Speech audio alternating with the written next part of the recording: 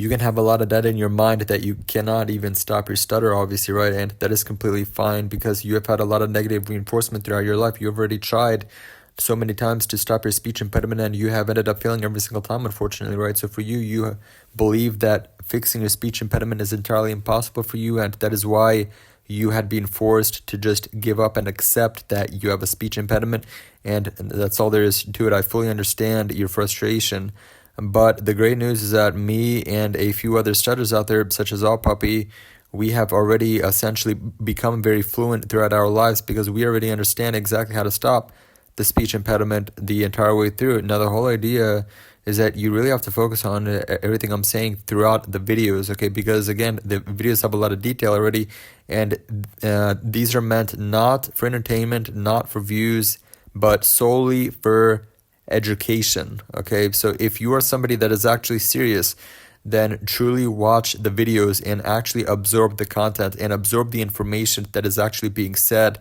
because there's a big difference between me back then actually making videos for entertainment, stuttering in front of people online, for example, versus actually making serious videos for you guys, okay? So the entire point is that you really have to focus on the things I'm even saying. Now, if you do not believe that you can stop your stutter, obviously we know exactly what that is. It is because you've had a lot of negative reinforcement. That is completely fine. But you then have to start having positive reinforcement. You have to start changing the belief system around that you can stop your stutter. Now, this is obviously able to be done through a few different examples, but ways. The first way is that you can actually hear various testimonies of people such as myself that actually went from severe to mild. Okay, and very mild actually for myself, for example. But the whole point I really want to tell you guys is that the second way is for you having good speaking days. If you're interested in changing the belief system around, this is a very good approach as well. You reinforce the idea in your brain that you can stop your stutter by having really good speaking days, because again, if you have very good speaking days, it's actually a positive shock, right? It's a very pleasant surprise for yourself, since now you start to understand that, wow, there is actually a way how you can actually say all these sentences or words fluently without even all that much effort at all. So the whole point that you really have to think this through a bit more and to just understand that this is how you can actually change the belief system around. And in turn, of course, this can also make you more motivated, since if you have the belief that you can fix something, then the motivation skyrockets. It automatically goes up. Then after that point, if you have rewards of some kind for why you know or believe that fixing stuttering is able to actually benefit you, then that only increases the motivation levels. So that is exactly why me, for example, I know for a fact that I can be a lot more free in my life if I can have no speech impediment, since I can have a really good personality and I can really be myself in public without actually being held back by any means. So for you, if you can understand and think about rewards on top of the belief that you can stop your stutter, then guess what, guys? You will have a high amount of motivation. And the motivation is obviously very important, since then that is how you can actually get consistency through motivation. If someone's motivation dips low, then they will also start lacking and losing their consistency. So these things are all intertwined together, okay? These things are all very important for you to truly understand how they connect to each other, essentially. So then after that point, when you have a lot of motivation for something, for fixing your stutter, then you have to gather resources and also a lot of knowledge in order to actually achieve the goal. And since again, inside of reinforcement learning, this is the reward at the end of it all, is obviously stopping the speech impediment for you to actually attain the other rewards of some kind. So everyone, again, you have to get resources after you actually know that you are motivated. And so yes, you have to have a lot of resources and you have to have a lot of knowledge, and then you try to really figure out how to stop the stutter altogether, right? So then you start seeing, oh cool. So Demented actually has very cool videos. He has a cool server as well on stopping your speech impediment. Okay, so let me actually see the videos, and then afterwards you start actually seeing these steps I went through, and that is able to save you a lot of time and energy and effort as well. Okay, so again, for you, you have to understand that there is a theory on how to stop stuttering, and there's a theory on the application on something that you can actually apply in the real world, that being the application itself as well. So again, the theory of the application, and then the application is you actually going outside and implementing it. So everyone, again, these are the things that you have to do in order to stop your stutter. Again, the first step is think of a word inside of your mind that you are even interested in saying.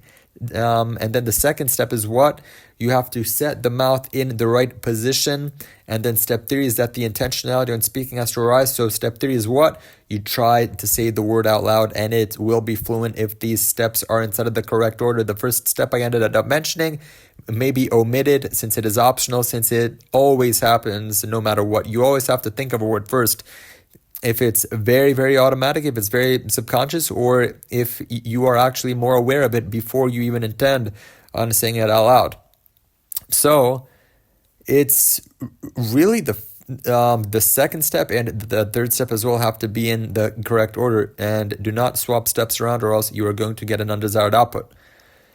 So again, you have to buy yourself enough time. You have to pause right before every single letter of every single word in order to have a much better habit, essentially, on buying yourself enough time for the mouth to naturally and subconsciously move to where it has to be. You do not have to relearn how to move the tongue onto the R sound, for example, or the lips for the P sound. Okay, these things are all known already. These things are all already done and have been learned many years ago by the brain on how to move to the right positions with the mouth. Okay, so this is not what mouth mechanics actually is. Okay, mouth mechanics is simply the recognition that the mouth has to be inside of the right position before you would attempt on saying a particular word out loud. So this is exactly why you have to buy yourself enough time for the mouth to first move. Because if it does not move, if the intent happens way too fast on speaking, if you try to say the word way too fast before the mouth even has enough time in order to actually reach the position, then guess what? You're going to enter a state of stuttering. A very hard block, for example, may ensue if someone is a lot more severe. If the intent on speaking happens extremely fast, then yeah, that is a hard block. Now, if the intentionality barely arises before that second step of the mouth moving, then that is a stutter. So this is ultimately when the brain starts entering a very fast cycle of reattempt, okay, of reattempting the word over and over and over again, since it sees that you're almost there. It really believes that you are almost there in saying the actual word, since it's actually the case, right? Since you are almost there in saying the word the right way, right? So this is exactly why someone is able to actually stutter over and over and over again, sometimes even for 30 times in a row straight, before they end up actually saying the word out loud, the word that they had originally intended on saying. So again, guys, these things are important for you to really understand. I've already made a lot of videos already summarizing many of these things. In fact, all of these things already.